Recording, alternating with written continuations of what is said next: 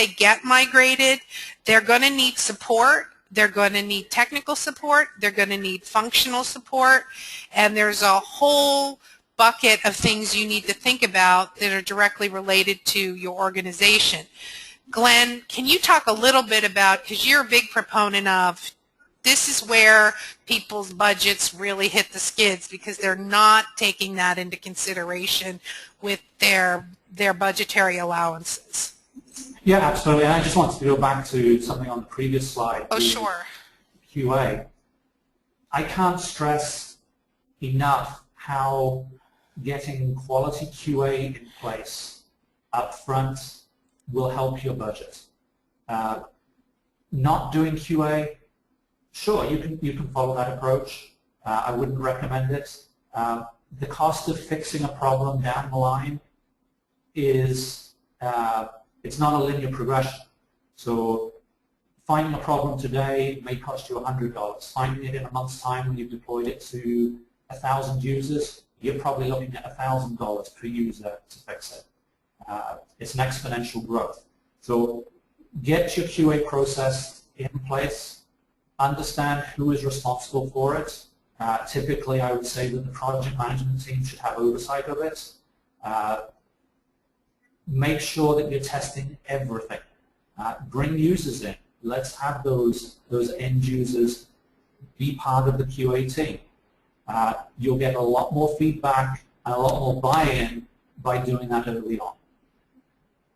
So moving on to the other points on the budget formation. With the deployments, Andrew touched on when you're going to do it, how you're going to do it.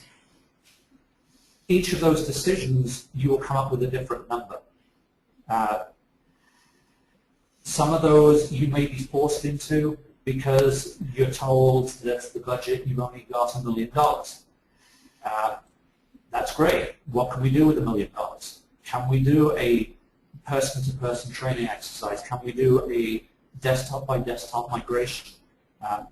If your budget is cut in half, what would the impact be? Do you now have to start doing more of a low-touch migration? Do you have to start consolidating the training efforts? Are you no longer sending 2 people to do full support in the regional office, but you're only sending 1? Are you relying on the trainer exercises? Every decision you make is going to impact the budget in some way or another, and being adaptable, I think, is the key.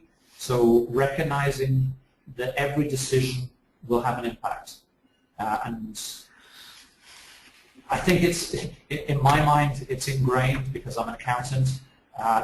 If you don't have someone who is financially switched on in your groups, try and find someone. Go to the finance group. If you don't have a financial support person dedicated to your area, try and get one. You can't do this yourself. If you don't understand the implications of what each decision will have on your budget, don't try and do it yourself. You'll just end up getting into trouble.